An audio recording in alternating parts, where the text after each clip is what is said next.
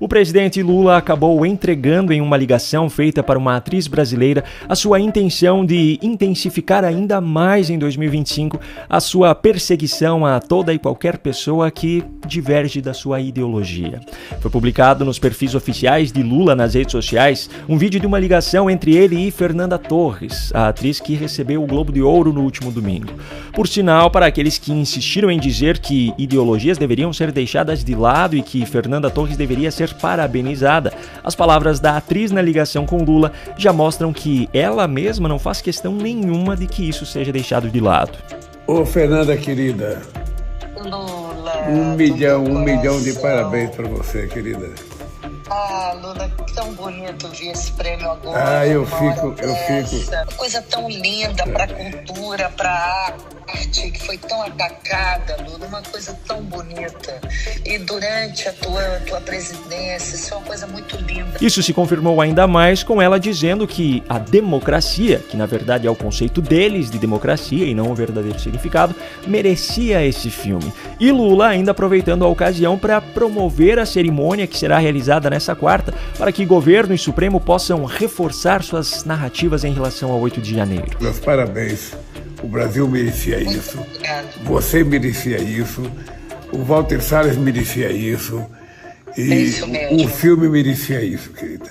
E a democracia merece. E sobretudo, isso acontecer para você, faltando 2 dias para a gente fazer o ato em defesa da democracia. Mas a pior parte ainda estava por vir. Lula deixou mais claro do que nunca que pretende intensificar em 2025 a sua perseguição a todos que não compartilham da sua ideologia. Você sabe que eu quero ver se a gente consegue transformar o 2025 num ano de defesa da democracia, contra a extrema-direita, contra os fascistas. Já não é surpresa para ninguém que Lula chama de extrema-direita ou de fascista qualquer pessoa que simplesmente se oponha ao PT ou à esquerda brasileira. Não existe mais centro, centro-direita ou direita. Para eles, qualquer um que pense diferente é de extrema-direita. E é importante ressaltar que aquelas parcelas mais militantes da imprensa e do meio acadêmico dão ar de legitimidade a essa narrativa. Então, quando Lula fala em combater a extrema-direita, combater os fascistas, está falando sobre combater todo mundo que discorda dele. E o mais irônico de tudo isso é que Lula deixa escancarada a sua sede por vingança, por perseguição, enquanto insiste em falar em democracia. E como se esses fatos já não fossem o bastante, ele ainda fez questão de reforçar a sua intenção de doutrinar ideologicamente a juventude brasileira com as suas narrativas relacionadas ao conceito de democracia. Contra a extrema-direita, contra os fascistas, para a gente fazer a nossa juventude aprender o que é democracia, para saber o valor da democracia. Pois é, meus amigos. Se a situação esteve ruim em 2023 e 2024, preparem-se, pois 2025 será ainda pior. Bom, será pior para nós, cidadãos brasileiros, pelo menos no que depender de Lula, porque em outro lugar o caminho percorrido está sendo justamente na direção oposta, e isso acende um pouquinho a esperança do povo brasileiro. Como eu falei anteriormente, no que depender de Lula, a situação ficará ainda pior em 2025. As investidas do seu governo e do judiciário brasileiro contra a liberdade de expressão de quem se opõe à sua ideologia e aos seus planos serão ainda maiores. Só que enquanto o Brasil segue nesse caminho, os cidadãos norte-americanos estão passando para um cenário totalmente oposto. Além da volta do republicano Donald Trump à presidência, os americanos viram hoje Mark Zuckerberg, fundador e diretor executivo da Meta, que é a empresa dona das redes sociais Facebook e Instagram, anunciar uma série de mudanças que serão feitas nas suas plataformas para impedir que a censura continue fazendo parte da rotina das suas redes sociais. As medidas serão implementadas inicialmente nos Estados Unidos, mas representam uma esperança para os brasileiros de que em breve sejam aplicadas também no nosso país. E com isso, dificultem a atuação dos grandes censores que hoje estão no poder. So we built a lot of complex systems to moderate content. But the problem with complex systems is they make mistakes. Even if they accidentally censor just 1% of posts, that's millions of people. And we've reached a point where it's just too many mistakes and too much censorship. The recent elections also feel like a cultural tipping point towards once again prioritizing speech. So we're going to get back to our roots and focus on reducing mistakes, simplifying our policies, and restoring free expression on our platforms. O vídeo do anúncio feito por ele tem ao todo mais de 5 minutos, mas eu recortei aqui os pontos mais importantes das 5 ações específicas que ele apresentou para que você veja as mudanças de forma resumida. More specifically, here's what we're going to do.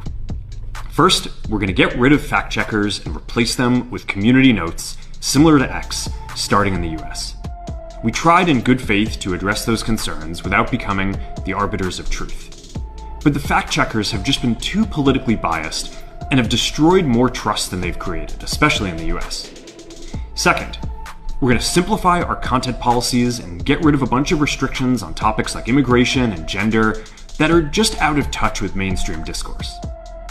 What started as a movement to be more inclusive has increasingly been used to shut down opinions and shut out people with different ideas, and it's gone too far. Third, we're changing how we enforce our policies to reduce the mistakes that account for the vast majority of censorship on our platforms. The problem is that the filters make mistakes, and they take down a lot of content that they shouldn't. We're also going to tune our content filters to require much higher confidence before taking down content. Fourth, we're bringing back civic content. For a while, the community asked to see less politics because it was making people stressed, so we stopped recommending these posts. But it feels like we're in a new era now, and we're starting to get feedback that people want to see this content again. Fifth, we're going to move our trust and safety and content moderation teams out of California, and our US-based content review is going to be based in Texas. As we work to promote free expression, I think that it will help us build trust to do this work in places where there is less concern about the bias of our teams. Só que os pontos mais importantes para nós brasileiros foram ditos já no final do anúncio. Primeiro, um reconhecimento da atual situação. Latin American countries have secret courts that can order companies to quietly take things down. E por fim, a frase mais importante que nós poderíamos ouvir da boca dele. Finally, we're going to work with President Trump to push back on governments around the world that are going after American companies and pushing to censor more. Pois é, para ser mais direto do que isso, só se ele citasse nominalmente cada ministro do nosso STF. Agora, a pergunta que fica é, será que a atuação conjunta de Donald Trump, Elon Musk e Mark Zuckerberg será capaz de frear a ditadura judicial que estamos enfrentando hoje?